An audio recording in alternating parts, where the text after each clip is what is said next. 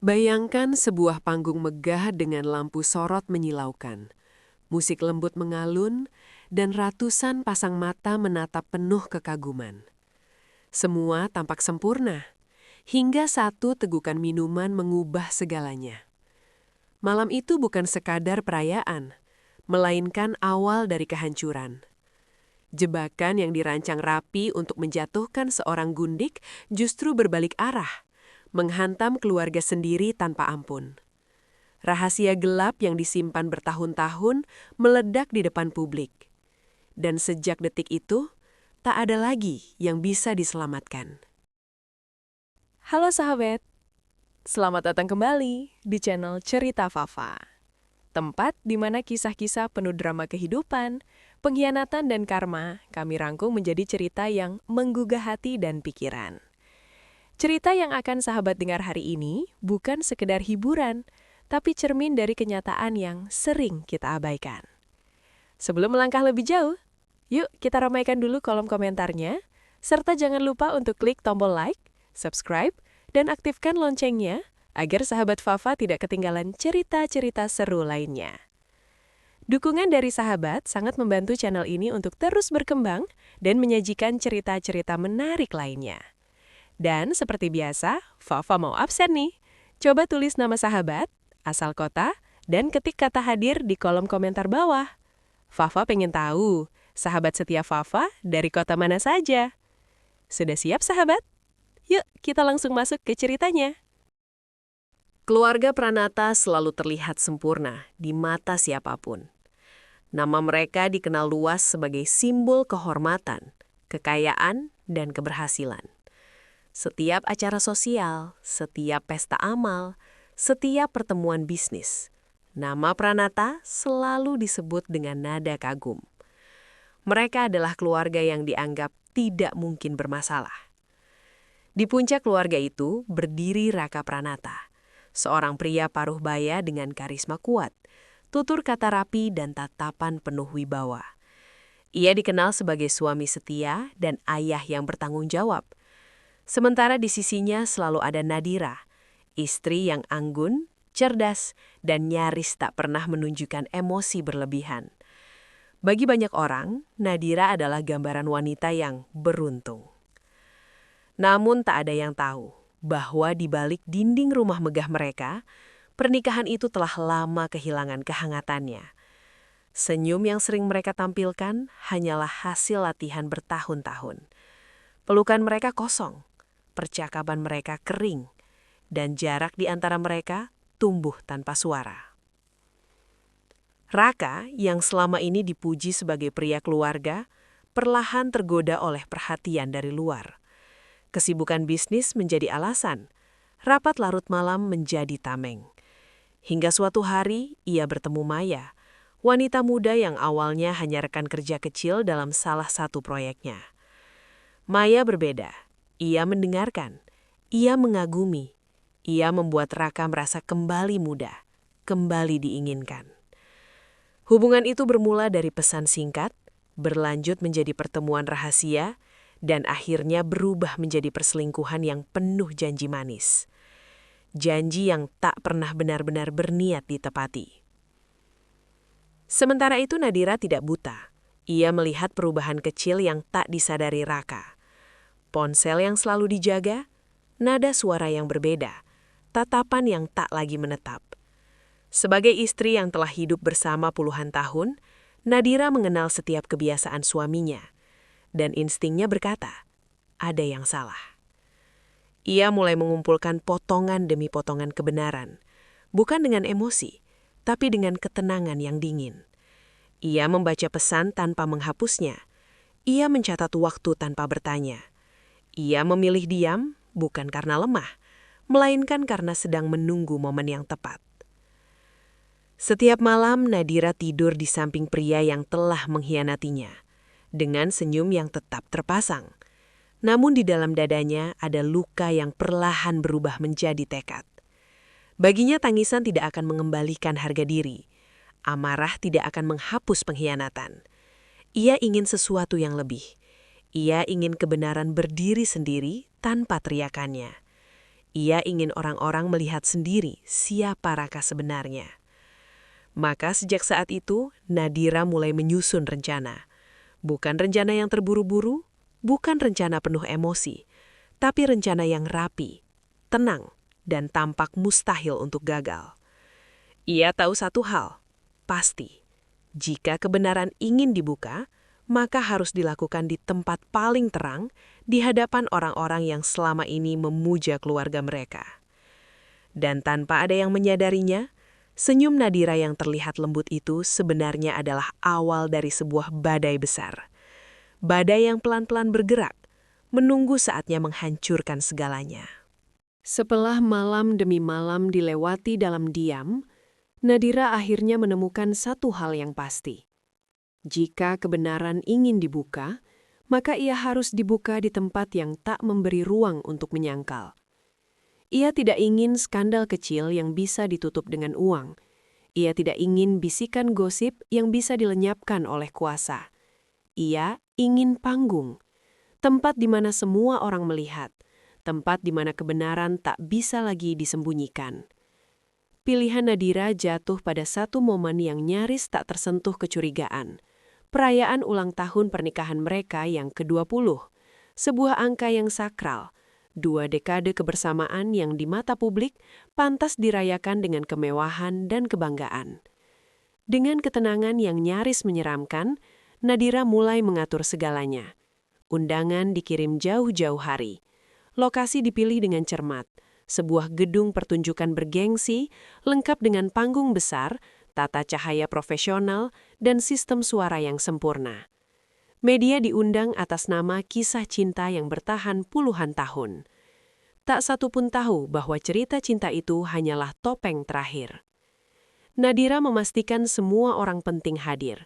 Kolega bisnis Raka, investor, kerabat besar keluarga Pranata, bahkan beberapa tokoh masyarakat yang selama ini mengagumi keharmonisan rumah tangga mereka. Semakin banyak saksi, semakin kuat dampaknya. Begitulah pikirnya. Namun bagian terpenting dari rencana itu bukanlah panggung, bukan pula tamu undangan, melainkan satu nama, Maya. Maya diundang secara resmi, tidak sebagai selingkuhan tentu saja. Ia diundang sebagai rekan bisnis, tamu terhormat yang dianggap berjasa dalam salah satu proyek Raka. Undangan itu ditulis dengan bahasa sopan, nyaris hangat. Tak ada ancaman, tak ada sindiran.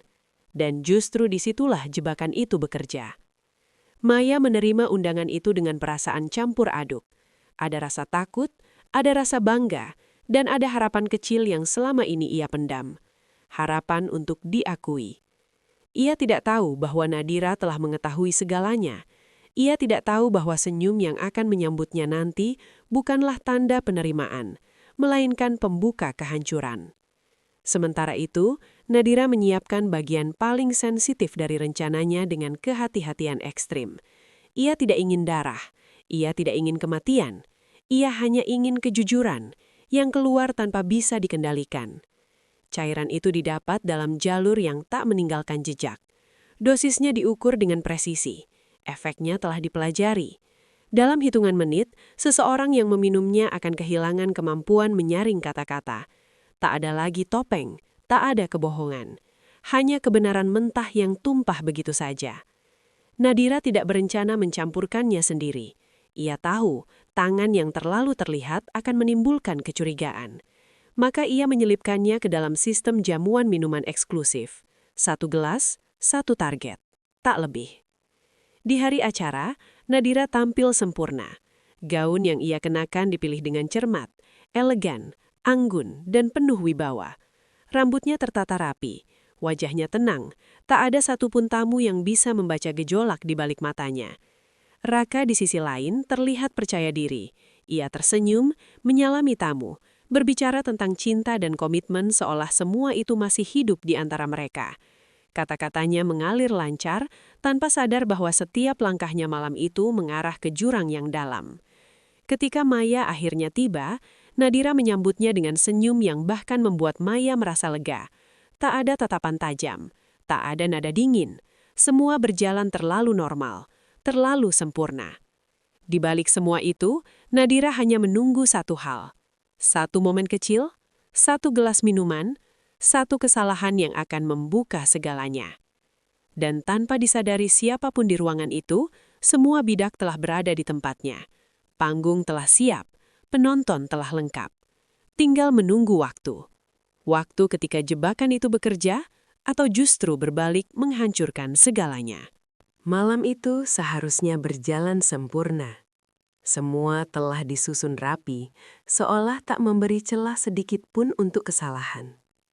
Namun, justru disitulah letak ironi terbesar.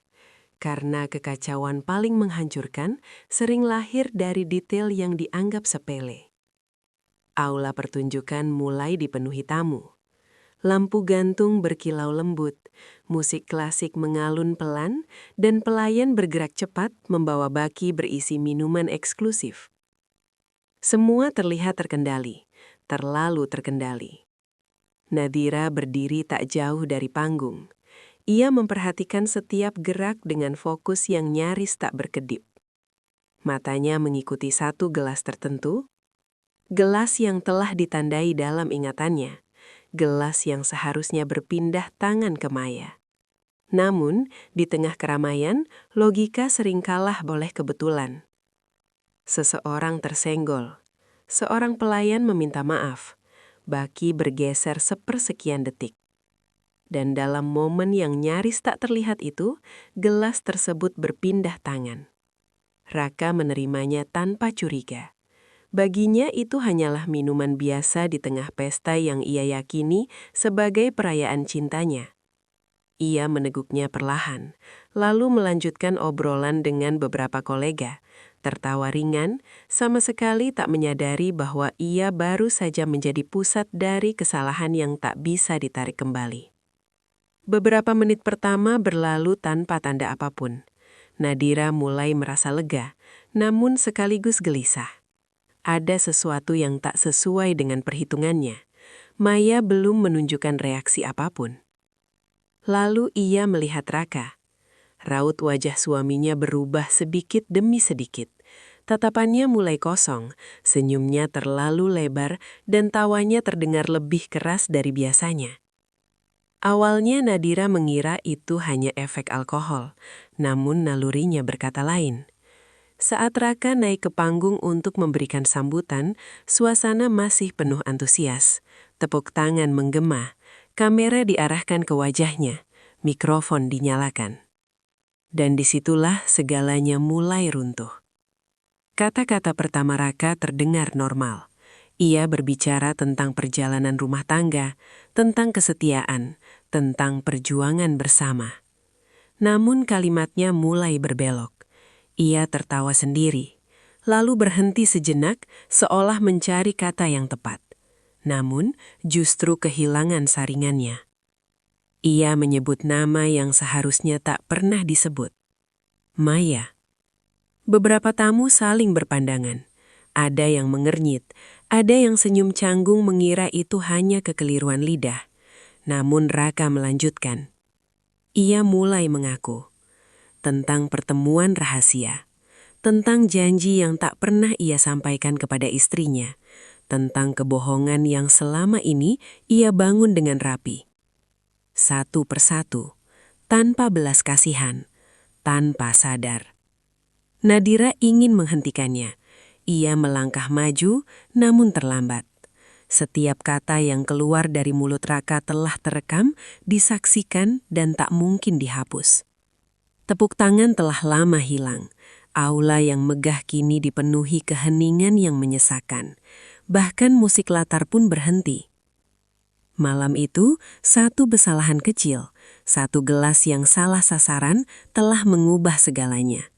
Jebakan yang dirancang untuk menjatuhkan orang lain kini berbalik arah menghantam dengan kekuatan yang jauh lebih besar daripada yang pernah dibayangkan Nadira. Dan di atas panggung itu, tanpa ada yang mampu menghentikan, kehancuran keluarga Pranata baru saja dimulai. Tak ada yang pernah benar-benar siap menyaksikan kehancuran terjadi tepat di depan mata mereka sendiri. Malam itu, di dalam aula megah yang beberapa menit lalu dipenuhi tawa dan kekaguman, Udara berubah berat, seolah setiap orang menahan nafas yang sama. Raka masih berdiri di atas panggung. Sorot lampu menyorot wajahnya dengan kejam, memperjelas setiap ekspresi yang kini tak lagi terkendali. Mikrofon masih menyala, kamera masih merekam, dan tak satupun kru berani mematikan siaran. Kata-kata Raka terus mengalir, tanpa jeda, tanpa rem. Ia tertawa kecil, lalu mendesah panjang, seolah sedang melepaskan beban yang telah lama menekan dadanya. Ia berbicara tentang pengkhianatan seakan itu adalah kisah biasa, tentang kebohongan seolah itu hanya kesalahan kecil. Beberapa tamu mulai bangkit dari kursi mereka. Ada yang menutup wajah, ada yang berbisik panik, ada pula yang menatap panggung dengan ekspresi tak percaya. Ini bukan lagi gosip, ini bukan lagi dugaan. Ini adalah pengakuan langsung, terang-terangan, tanpa filter. Nadira merasakan kakinya melemah. Inilah momen yang tak pernah ia bayangkan, bahkan dalam skenario terburuk sekalipun. Ia ingin maju, ingin merebut mikrofon, ingin menghentikan semuanya. Namun, tubuhnya tak bergerak. Karena jauh di dalam hatinya, Nadira sadar satu hal pahit. Kebenaran yang terlepas tak pernah bisa dimasukkan kembali. Di barisan depan orang tua Raka duduk membeku. Wajah mereka pucat, mata mereka berkaca-kaca. Kehormatan keluarga yang dibangun selama puluhan tahun runtuh dalam hitungan menit. Sang ayah berdiri perlahan, menatap anaknya dengan pandangan campur aduk antara marah, malu, dan kecewa. Lalu, berbalik pergi tanpa sepatah kata. Langkah itu seperti isyarat. Satu persatu tamu penting mulai meninggalkan ruangan. Beberapa investor berbicara cepat melalui ponsel. Rekan bisnis menunduk, menjauh, seolah tak pernah mengenal keluarga Pranata sebelumnya. Sementara itu, Maya menjadi pusat tatapan yang menyakitkan. Tangisnya pecah. Ia menutup wajahnya, bahunya bergetar hebat. Beberapa orang memandangnya dengan iba, yang lain dengan jijik. Tak ada lagi ruang baginya untuk bersembunyi. Ia bukan lagi rahasia. Ia telah menjadi simbol dari skandal yang kini meledak. Raka tak berhenti. Justru semakin jauh ia melangkah. Ia membongkar keputusan-keputusan bisnis gelap, permainan uang, manipulasi yang selama ini tertutup rapi oleh nama besar dan relasi kuat. Setiap kalimatnya adalah palu yang menghantam pondasi keluarga Pranata. Media mencium darah. Kilatan kamera semakin intens. Beberapa wartawan berdiri, merekam dengan tangan gemetar, menyadari bahwa mereka sedang menyaksikan berita besar yang akan mengguncang banyak pihak. Nadira akhirnya melangkah maju. Dengan sisa kekuatan, ia naik ke panggung. Tangannya meraih mikrofon, suaranya bergetar saat mencoba berbicara. Namun, suaranya tenggelam di antara keributan, teriakan, dan bisikan panik. Ketika mikrofon akhirnya dimatikan, semuanya sudah terlambat. Apa yang perlu diketahui dunia telah terucap. Apa yang perlu direkam telah tersimpan. Aula itu kini bukan lagi tempat perayaan. Ia berubah menjadi ruang sidang tanpa hakim, tempat di mana semua orang menjadi saksi, dan tidak ada yang keluar sebagai pemenang. Nadira menatap sekeliling. Gaun indah yang ia kenakan kini terasa seperti beban. Senyum yang selama ini ia jaga runtuh sepenuhnya. Ia tidak merasa menang. Ia tidak merasa puas. Yang ada hanyalah kehampaan yang menyesakkan dada. Malam itu, keluarga Pranata tidak hanya kehilangan nama baik, mereka kehilangan kepercayaan, kehilangan masa depan, dan kehilangan kendali atas hidup mereka sendiri. Ketika tirai panggung perlahan ditutup dan lampu mulai diredupkan, satu hal menjadi jelas bagi semua yang hadir. Apa yang baru saja mereka saksikan bukanlah akhir sebuah pesta, melainkan awal dari kehancuran panjang yang tak bisa dihentikan siapapun. Tidak ada kehancuran yang benar-benar selesai dalam satu malam. Apa yang terjadi di atas panggung hanyalah awal. Sisanya adalah runtuhan panjang yang pelan-pelan menggerus segalanya. Tanpa suara sorak, tanpa kamera, tanpa penonton yang bertepuk tangan. Pagi setelah acara itu, dunia keluarga Pranata tak lagi sama. Video pengakuan Raka tersebar kemana-mana. Potongan demi potongan disebarkan, diberi judul sensasional, dan ditonton jutaan kali. Setiap kata yang keluar dari mulutnya kini menjadi senjata yang berbalik menghantam hidupnya sendiri. Telepon tak berhenti berdering. Bukan ucapan simpati, melainkan pembatalan. Kontrak bisnis diputus sepihak. Investor menarik diri, rekan lama memilih diam, atau menghilang sepenuhnya. Nama besar yang dulu membuka pintu kemanapun, kini justru menjadi beban. Tidak ada lagi yang ingin dikaitkan dengan skandal. Raka yang terbiasa memegang kendali, kini terjebak dalam kekacauan yang tak ia pahami. Ingatannya tentang malam itu terputus-putus.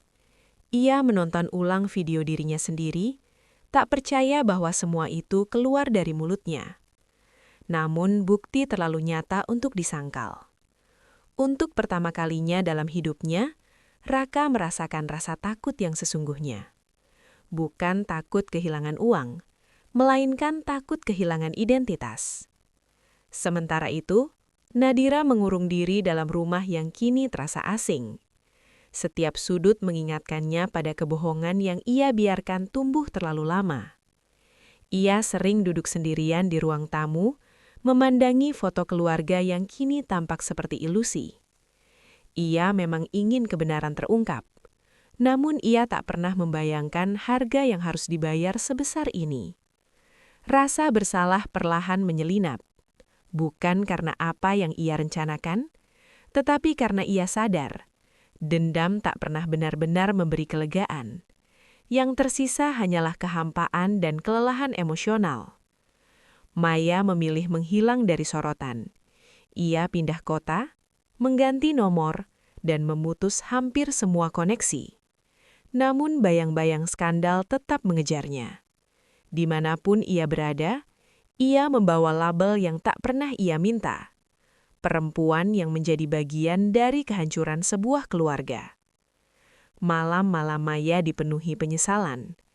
Ia sadar bahwa cinta yang ia yakini ternyata hanyalah janji kosong. Dan ketika semuanya runtuh, ia sendirian menanggung malu yang tak sepenuhnya miliknya. Beberapa bulan berlalu, kasus hukum mulai bermunculan. Penyelidikan bisnis dibuka kembali. Nama Pranata menjadi contoh, bukan lagi teladan. Raka akhirnya kehilangan hampir segalanya. Jabatan, kepercayaan, dan rasa hormat yang selama ini menjadi fondasi hidupnya. Dalam kesunyian, ia mulai memahami satu hal yang dulu ia anggap sepele. Bahwa kebohongan bukan hanya melukai orang lain, tetapi perlahan menghancurkan diri sendiri. Nadira, setelah waktu yang panjang, mengambil keputusan paling berat dalam hidupnya. Melepaskan. Ia tidak lagi ingin hidup dalam bayang-bayang masa lalu. Ia sadar bahwa bertahan bukan selalu kuat, dan pergi bukan selalu kalah. Perceraian terjadi tanpa drama besar, hanya kelelahan, hanya keheningan.